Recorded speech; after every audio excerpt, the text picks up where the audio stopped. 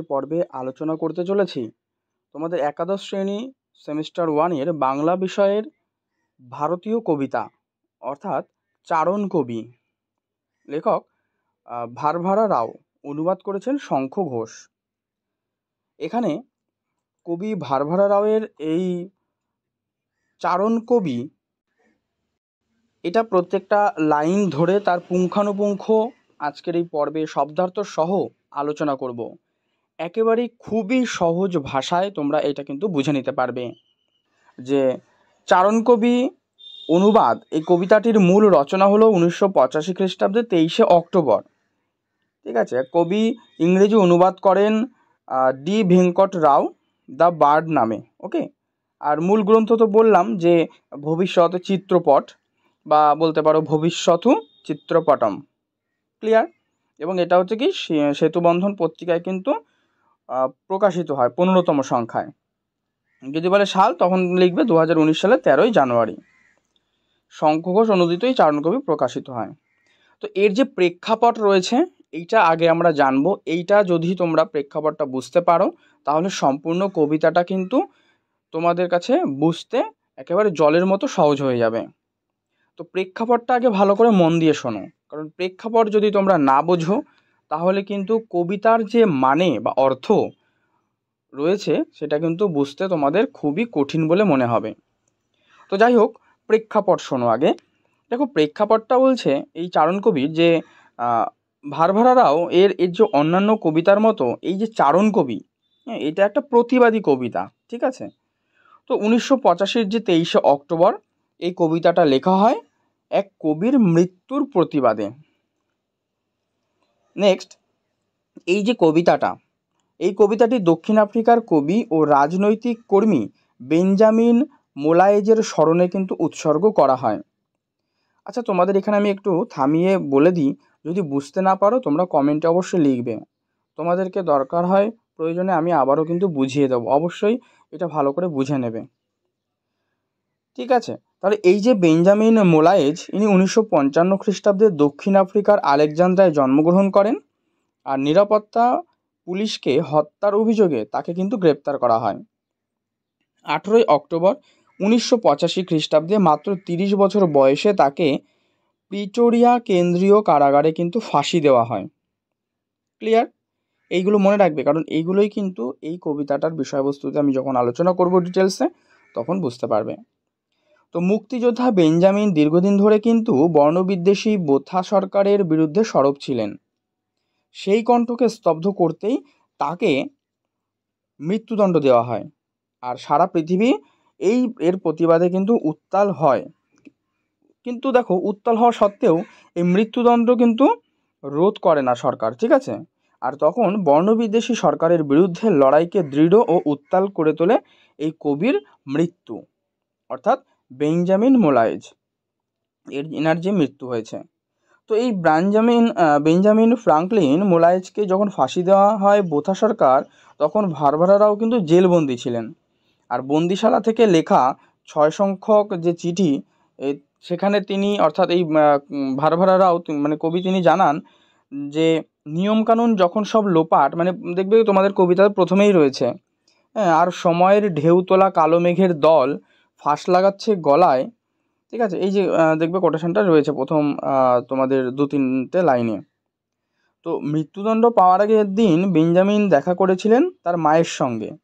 আর শেষ বিদায়ের দিনে এই যে 30 বর্ষীয় প্রতিবাদী কবি তার মায়ের কাছে বার্তা দিয়ে যান একটা মুক্তিগামী বিপ্লবীদের জন্য।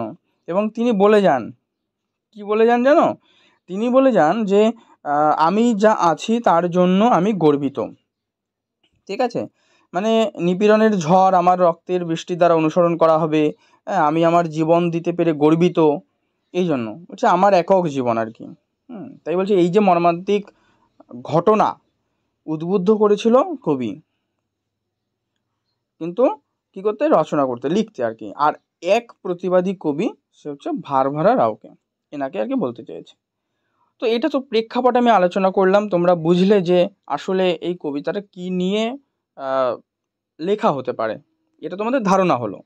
তো এবারে আমি যখন দেখো প্রত্যেকটা লাইন ধরে তোমাদেরকে আলোচনা করে দিচ্ছি, তোমরা বইতে ফলো করো বা এই যে কবিতাটা দেখো স্ক্রিনে তোমরা দেখতে পাচ্ছ, এখান থেকে আমি বলছে নিয়মকানুন যখন সব লোপাট আর সময়ের ঢেউ তোলা কালো মেঘের দল ফাঁস লাগাচ্ছে গলায়। হ্যাঁ, মানে এখানে আর বলছি কি ফাঁস লাগাচ্ছে, আচ্ছা এটা আগে আমি বলে দিই। মানে আধুনিক রাষ্ট্রভাবনায় যত আইন কানুন সব তৈরি হয়েছে সেসব যেন হঠাৎ উধাও হয়ে গেছে, এটা কিন্তু কবির মনে হয়েছে। ঠিক আছে, মানে বর্ণবিদ্বেষী সেই দক্ষিণ আফ্রিকার যে বোথা সরকার, তার শাসনে প্রতিবাদী কবি এবং মুক্তিযোদ্ধা সে কে, যার নাম বললাম যে বেঞ্জামিন মোলায়েজ, হ্যাঁ, তার যে প্রতিবাদী উচ্চারণ এবং শাসকের যে একটা কি বলবো সাহস বা বলতে পারো স্পর্ধা এবং স্বৈরাচারের কিন্তু মুখোশ তিনি খুলে দেয়। তো এর ফলে কি হয়, এর ফলে কিন্তু বোথা সরকার ওই বেঞ্জামিনকে বন্দি করে এবং তাকে কিন্তু একটা মৃত্যুদণ্ডের আদেশ দেয়। তো তারপরে দেখো কি বলছে যে ফাঁস লাগাচ্ছে গলায়, তার মানে কি জানো, ফাঁস লাগাচ্ছে গলায় মানে ফাঁসি দেওয়া হবে আর কি তাকে, সেটা বলতে চাইছে এখানে। হ্যাঁ, মানে কবিকে ফাঁসি দেওয়ার জন্য তার বিরুদ্ধে একটা মিথ্যে অভিযোগ আনা হয় এবং জোর করে স্বীকারোক্তিও মানে কি বলবো কালেক্ট করা হয়, অর্থাৎ সংগ্রহ চলে। ঠিক আছে, তো কোনো কিছু নিয়মকানুনের কোনো পরোয়া নেই, যেহেতু বর্ণবিদ্বেষী সরকার ফাঁসির আদেশ দেয় সেই জন্য। তো কবি এই যে ঘটনা, এই ঘটনাকে স্মরণ করে রাখতেই তিনি কিন্তু লিখেছেন যে স্বয়ং রাষ্ট্রতন্ত্রই নিয়মকানুন লোপাট করছে। তাই দেখো প্রথমেই লেখা রয়েছে নিয়মকানুন যখন সব লোপাট। ঠিক আছে, তো জনগণের এই যে সকল আকাঙ্ক্ষা স্বপ্ন এগুলো সব প্রতিনিয়তই কিন্তু ভেঙে চুরে যাচ্ছে, হ্যাঁ, তছনছ হয়ে যাচ্ছে। তারপরে কি বলছে দেখো, চুইয়ে পড়ছে না কোনো রক্ত, কোনো চোখের জলও নয়, ঘূর্ণিপাকে বিদ্যুৎ হয়ে উঠেছে বাজ, ঝিরঝিরে বৃষ্টি, হ্যাঁ, ঝিরঝিরে বৃষ্টি হয়েও উঠছে প্রলয় ঝড়, আর মায়ের বেদনাশ্রু বুকে নিয়ে জেলের গরাদ থেকে বেরিয়ে আসছে কবির কোনো লিপিকার স্বর।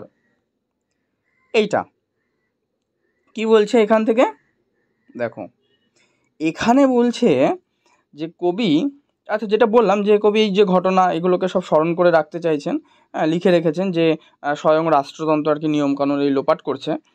তো জনগণের যে সকল আকাঙ্ক্ষা এগুলো তছনছ হচ্ছে এবং অত্যাচারীর বিষাক্ত যে হাত, ঠিক আছে, বা অত্যাচারী শোষণ করে চলেছে কাদের, নিরীহ মানুষগুলোকে। চারিদিকে কেবল নিরাশার যে কালো মেঘ সেগুলো যেন উড়ছে, আর গলায় ফাঁস লাগিয়ে তাদেরও যেন প্রতিরোধের কণ্ঠ রুদ্ধ করা হচ্ছে, যেহেতু তারা প্রতিবাদ করছে তাদেরকে রুখে দেওয়ার চেষ্টা চালাচ্ছে। ঠিক আছে, সেই বোথা সরকার, তো তাদের শেষ জীবনী শক্তিটুকুও কিন্তু কেড়ে নেওয়া হচ্ছে। তাই বলছে শত আঘাতেও তাদের রক্ত কিন্তু ঝরে না। দেখো বলছে চুইয়ে পড়ছে না কোনো রক্ত, তার মানে কি শত আঘাতেও তাদের কিন্তু রক্ত ঝরছে না, চোখের যে জল সেটাও যেন শুকিয়ে গিয়েছে। এ বলছে কোনো চোখের জলও নয়। টালমাটাল সেই সময় কবি দেখছেন যে চারিদিকে ঘূর্ণিপাক লেগেছে, ভেঙে পড়ছে আকাশ এবং মুহুর্মুহু যেন বজ্রপাত হচ্ছে। ঠিক আছে, তা যেন প্রলয় নাচনে কেঁপে উঠছে গোটা রাষ্ট্র, আর ঝিরঝিরে বৃষ্টি হলেও তা যেন চিরস্থায়ী একটা প্রশান্তি এনে দিতে পারে, মানে একটা শান্তি, নিশ্চিন্তের একটা শান্তি যেন এনে দিতে পারে। হ্যাঁ, তো কি বলছে, মায়ের বেদনাশ্রু বুকে নিয়ে জেলের গড়ার থেকে বেরিয়ে আসছে কবির কোনো লিপিকার স্বর। মানে দেশমায়ের এই যে দুর্ভাগা সময়ে কারাগারে বন্দি থেকেও কবি কিন্তু তিনি বলে গিয়েছেন শুদ্ধ অক্ষররাজির অমর সরগম।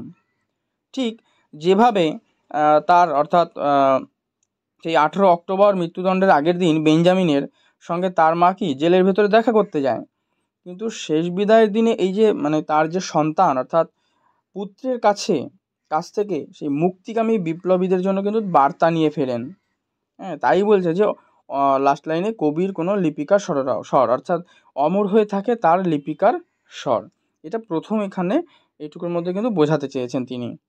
ঠিক আছে, এর পরবর্তী লাইন দেখো কি রয়েছে, এরপরে বলছে যখন দেখো রয়েছে যখন কাঁপন লাগে জিভে বাতাসকে মুক্ত করে দেয় সুর, গান যখন হয়ে ওঠে যুদ্ধেরই শস্ত্র, কবিকে তখন ভয় পায় ওরা। ঠিক আছে, কবিকে তখন ভয় পায় ওরা, এটা কিন্তু বলছে। তো কবির সেই যে একক স্বর গণসুরের আকার নেবে এবং সেই সুরে দুঃসময়ের যে কালো বাতাস সেটা কলুষতা মুক্ত হবে এবং মুক্তি পাবে হচ্ছে প্রতিবাদের যে ভাষা, ঠিক আছে। এছাড়া তা প্রতিরোধের জন্য কিন্তু রাষ্ট্রযুদ্ধের আয়োজন করলে, হ্যাঁ, কবির সুর এটা কিন্তু গণসঙ্গীতের জন্ম দেবে, এখানেই বলছে। আর তখনই কিন্তু রাষ্ট্র ভয় পেলে কবির গলায় কষে ফাঁসিয়ে লেগে দেবে। এই যে বলছে, কয়েদ করে তাকে আর গর্দানে আরও শক্ত করে জড়িয়ে দেয় ফাঁস, কিন্তু তার মধ্যে কবি তার সুর নিয়ে শ্বাস ফেলেছেন জনতার মাঝখানে, ঠিক আছে। এই লাস্ট লাইনটা পরের পাতাতে রয়েছে, আমি দেখাচ্ছি। তো এখানে দেখো মানে ফাঁস লাগিয়ে দেবে, এটা তো বললাম। তো যাতে আর কোনো স্বর বাইরে জনগণের হাতিয়ার না হয়ে ওঠে, হ্যাঁ। কিন্তু রাষ্ট্রযন্ত্র জানে না যে ফাঁসির দড়ি গলায় বেঁধেও কবির রুদ্ধশ্বাস প্রতিবাদের সুর গর্জে তুলবে সেখানকার সেই আমজনতারা বা আমজনতাকে। তো দক্ষিণ আফ্রিকার এই যে বর্ণবিদ্বেষী সরকার এটা সহ্য করতে পারেনি সেই মুক্তিগামী প্রতিবাদী মোলায়েজকে। বন্দি মৃত্যুদণ্ডপ্রাপ্ত মোলায়েজের সঙ্গে বারবার কিন্তু একাত্ম হয়েছে সেই কবি অর্থাৎ ভারভারা রাওয়ের আকাঙ্ক্ষা এবং তার অবস্থান। কিন্তু কবি জানেন যে ব্যক্তিকে ধ্বংস করা যায়, কিন্তু তার যে সৃষ্টি এটা কিন্তু অবিনশ্বর। আচ্ছা, অবিনশ্বর শব্দের অর্থ তোমরা দেখি কমেন্টে জানাও। হ্যাঁ, না যদি পারো অবশ্যই অবিনশ্বর তোমরা লিখবে এবং কমেন্টে একটা জিজ্ঞাসা চিহ্ন দেবে, আমি তোমাদের এর অর্থটি লিখে দেব। তো তার যে প্রতিবাদী কণ্ঠের এই সুরকে কিন্তু ভয় পেয়ে সেই বেঞ্জামিনকে ফাঁসি দেওয়া হয় এবং সেই ফাঁসি কিন্তু ব্যক্তির অবসান ঘটায় মাত্র, কিন্তু তার যে অমর সৃষ্টি এইটা কিন্তু সারা পৃথিবীর কাছে তাকে বাঁচিয়ে রাখে। ক্লিয়ার এই অবধি? পরবর্তী বেলায় দেখো কি বলছে, এখানে বলছে যে শ্বাস ফেলেছেন জনতার মাঝখানে, এটা তো আগের থেকে হয়ে গেল। বলছে ফাঁসির মঞ্চ ভারসাম্য রাখবার জন্য মিলিয়ে যাচ্ছে মাটিতে, স্পর্ধা জানাচ্ছে মৃত্যুকে আর তুচ্ছ ফাঁসুড়েকে দিচ্ছে ঝুলিয়ে। তার মানে কি? মানে রাষ্ট্র যখন কল্যাণময়ী ভূমিকা ছেড়ে হয়ে ওঠে অত্যাচারী, বর্ণবিদ্বেষ, স্বৈরাচারী, ফ্যাসিবাদ যখন জনগণের মুক্তকণ্ঠে ফাঁস হয়ে বসে, তখনই কিন্তু কবির কলমে এই আগুনের মানে যে অক্ষর, হ্যাঁ, সেগুলো কিন্তু লেখে, মানে এই প্রতিবাদী যে কণ্ঠ, এই যে কবিতা, এটা কিন্তু তিনি তখন লেখেন। তো রাষ্ট্র ভয় পায়, কবিকে বন্দি করে এর ফলে এবং তাকে হত্যাও করে, কিন্তু নশ্বর কবি জীবন রাষ্ট্রতন্ত্রের ফাঁসে রুদ্ধ হয়ে যায়, ধ্রুবতারা হয়ে জেগে থাকে কবির কবিতা, আর সে কবিতা কিন্তু পাঠকের হৃদয়ে সঞ্চিত হয়। তাই বলছে জাগ্রত করে মানুষের বিবেক এবং জনগণের যে প্রতিবাদী সত্তার তারও কিন্তু বিস্ফোরণ ঘটে, আর অত্যাচারী রাষ্ট্র ব্যবস্থা এগুলো কিন্তু ভেঙে পড়ে। যে রাষ্ট্রতন্ত্র এতদিন ফাঁস পড়িয়েছে, যে ফাঁসের রশিতে কেবল তাদেরই অধিকার, একদিন জনগণ তা ছিনিয়ে নেবেই, তেমনই প্রত্যয় প্রতিষ্ঠিত হয়েছে কবিতার এই যে লাস্ট, আমি দেখো তোমাদের 6টা লাইন বললাম এই লাস্ট স্তবকে, ঠিক আছে। তার মানে কি? এটা ক্লিয়ার? এইটাকে যদি আমি আর তোমরা আরও সহজে বলতে চাও বা শুনতে চাও, তাহলে দেখো এই লাস্টে আমি এটা বলছি যে রাষ্ট্রশক্তির যে চোখ রাঙানি এটাকে তুচ্ছ করে কিন্তু কবি দিন বদলের একটা সুর বেঁধেছিলেন, কিন্তু রাষ্ট্রতন্ত্র তার গলাতে ফাঁস পড়ায় এবং তাকে ফাঁসি দেয়।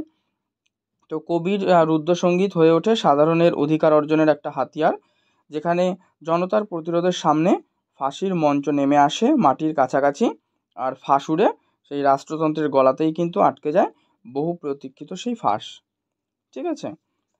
এটা ফাঁসুড়ে মানে কি জানো? ফাঁসুড়ে হচ্ছে গলায় দড়ির ফাঁস ফুরিয়ে মৃত্যুদণ্ড দেওয়ার জন্য ভারপ্রাপ্ত যে ব্যক্তি মানে যে ফাঁসি দেয় যে ব্যক্তি, তাকে কিন্তু ফাঁসুড়ে বলা হচ্ছে। ক্লিয়ার? আর ফাঁস হচ্ছে দড়ির যে বাঁধন, ঠিক আছে? গরাদ মানে দরজা বা জানলার লোহা বা কাঠের হতে পারে, ঠিক আছে? এই হচ্ছে অর্থ।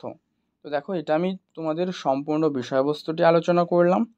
পর্ব যদি ভালো লাগে অবশ্যই কিন্তু একটি লাইক করে দিও, শেয়ার করে দিও তোমার বন্ধুদের মধ্যে। আর চ্যানেলে নতুন হলে অবশ্যই চ্যানেলটি সাবস্ক্রাইব করে পাশের বেল বাটনটি অল করে রেখো।